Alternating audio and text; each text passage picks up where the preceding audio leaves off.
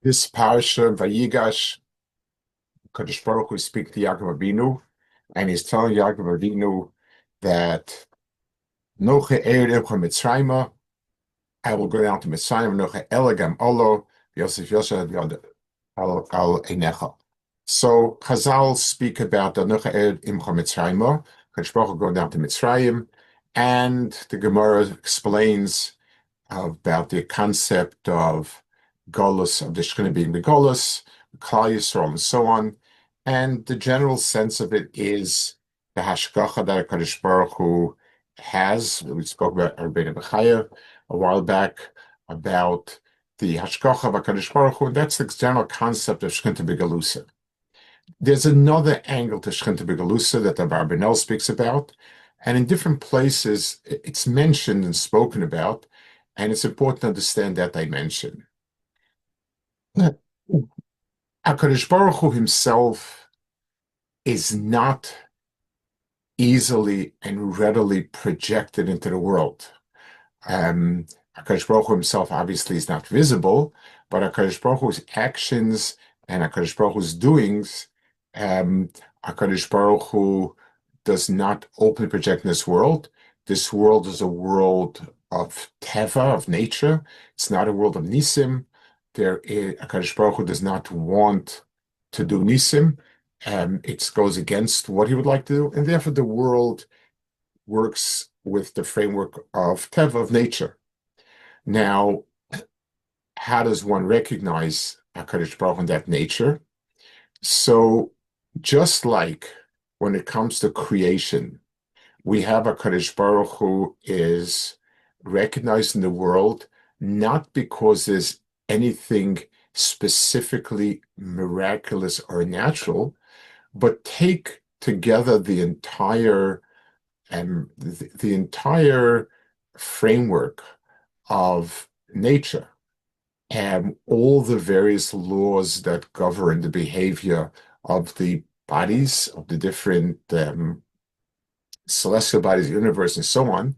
And when we look back at the entire picture, we say, no, there's a master to it. There has to be some sort of koach elyon, and that's that. That is the normal perspective. That's the perspective of Emunah. So we don't, HaKadosh Baruch Hu does not manifest himself through any open miracles, but looking back and seeing that what we call nature in itself is a great miracle, is an extraordinary creation that functions so well and so consistently, and that itself is the best testimony to HaKadosh Baruch Hu. That's the simple understanding of HaKadosh Baruch Hu's of how HaKadosh Baruch Hu is manifest in the world. And the Rambam spells it out when he speaks about Avram Avinu and how Avram Avinu was able to discern the HaKadosh Baruch Hu's handiwork by extrapolating from nature and so on. That's one part of it. The next part, the second part, is hashgacha, which means that HaKadosh Baruch Hu did not merely create the world, but HaKadosh Baruch Hu is directing and moving the world towards a goal that he had in mind when he created it. That's hashgacha. So HaKadosh Baruch Hu wanted a world that would be metuken, a world that would run on moral principles that he had given us, and he wanted a world like that, and that's how we expect to see the world around us. That works primarily by seeing Klal Yisroel. In other words, Klal Yisroel is the chosen nation of HaKadosh Baruch Hu, chosen in the sense that we are the people that can actually carry out and the life that's consistent with what HaKadosh Baruch Hu ultimately wants, a life of Torah, and therefore we are we are, so to speak, the demonstration of hashgacha. Now, it goes in two directions. When Klal Yisrael does what's right and what's good, and HaKadosh Baruch Hu is there unnaturally for them, that's a profound demonstration of Hashgacha and Klal Yisrael's role in it. That's why you find like Psuki Yichach Maschem Binaschem will be in Or Legoyim.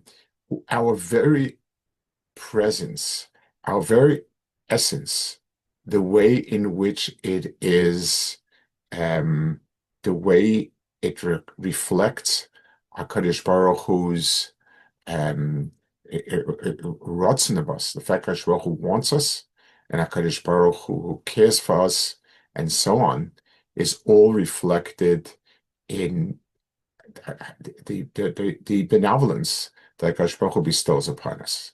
That is Hashgacha at its best, reflector of Klal Yisrael. But when Klal Yisrael doesn't do what's right, and we are subject to tremendous humiliation, subjugation, and everything in Golus. So all of a sudden, it becomes a chil Hashem.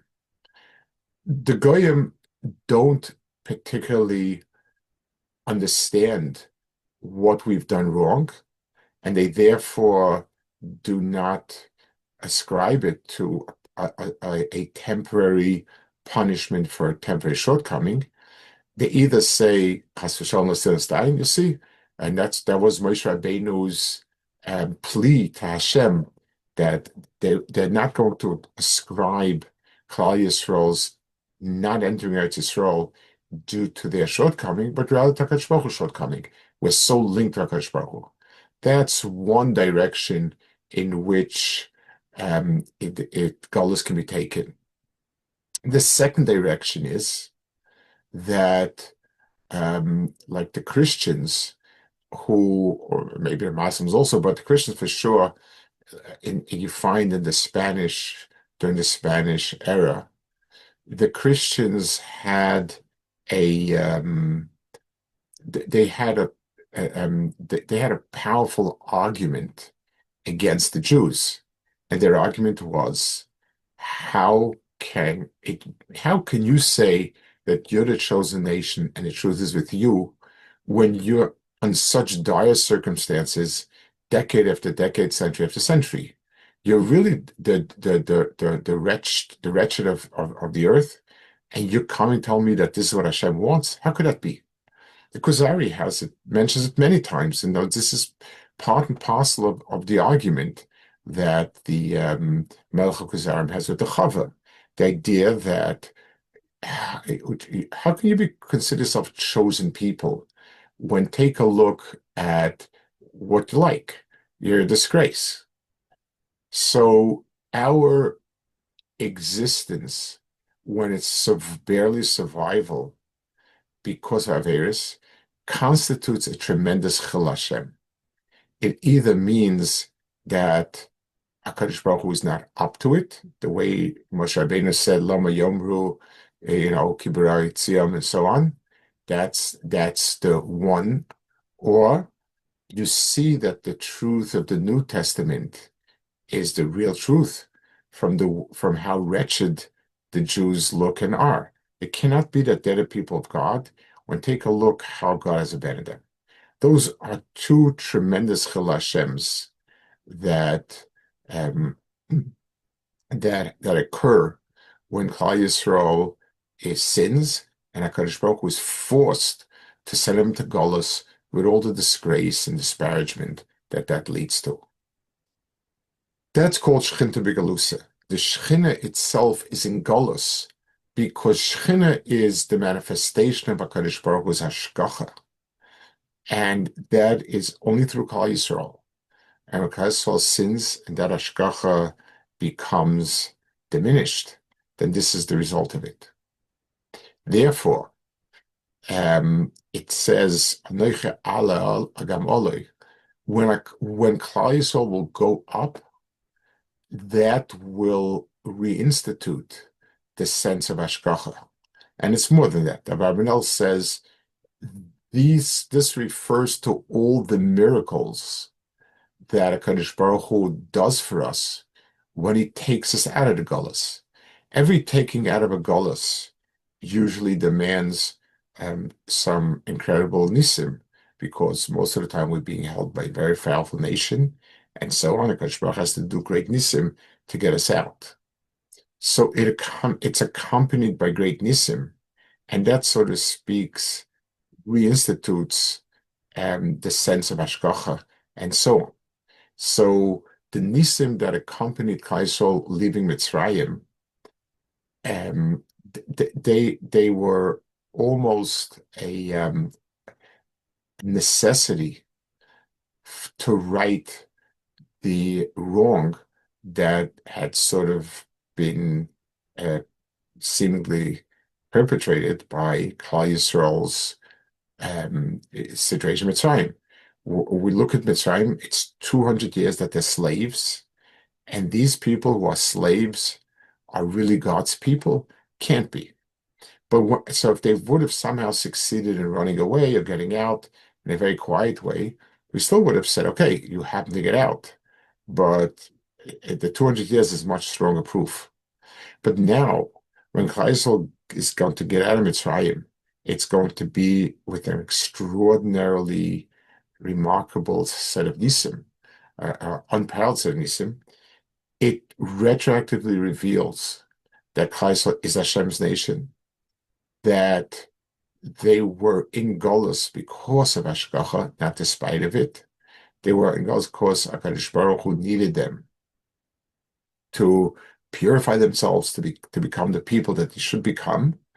And as soon as that happened, as soon as they reached that point, then the gateways of Gula opened, and it was in the Gula, it was openly, and it was clear that it's all Yad Hashem, and this retroactively debunked the Shechina Golus, the idea that the Shechina Hasom is not present. So Klal Yisrael is Hashem's nation. It means we are the showcase of Hashem. Whatever He wants to express, expresses to us. When we do what's right, HaKadosh Baruch Hu expresses bounty and sova through us. When things, when Klal Yisrael goes off the derech, they sin, Klal Yisrael suffers terribly. That suffering becomes a chil Hashem as well, because the Goyim say, okay, this is what this is, they're not the chosen people after all, the Torah is from not true, and so on. And when HaKadosh Baruch Hu reinstates us, that becomes retroactively an understanding of Torah Yisrael and Klal Yisrael.